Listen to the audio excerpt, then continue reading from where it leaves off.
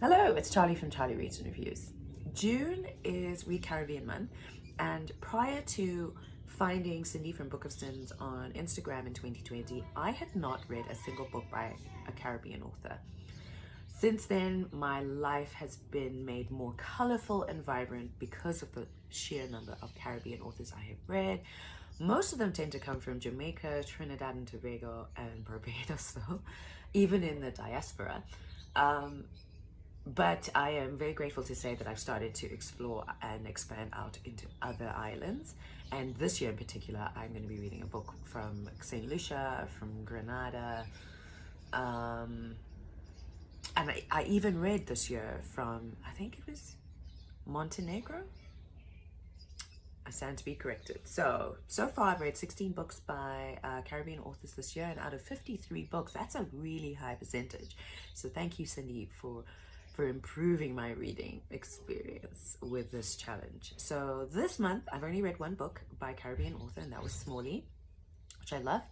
But today what I want to do is I want to do a book review of Sweetness in the Skin by Ishi Robinson. I read this book, I think, in February or March, and I absolutely loved it. Should have done the review then because it would be a lot fresher.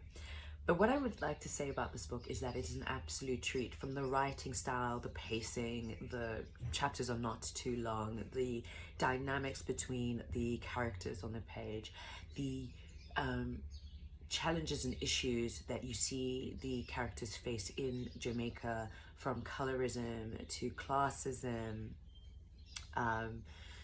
to generational trauma. There's a whole myriad of complexities that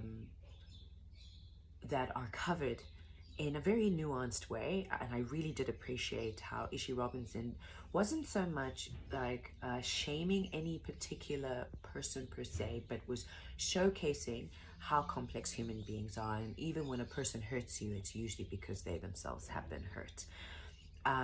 But the cherry on the cake for this entire this experience, was the recipes and having Pumpkin, our protagonist, just go in and create all of these different sweet treats. And honestly, I found myself, and I don't have a sweet tooth, wanting to try out every single thing that she made. This is a coming of age story of a young girl who's trying to find love, trying to figure out who she is and where she belongs. And it's in the background of a Jamaica in the 1990s, and I thoroughly enjoyed it, and I highly recommend it.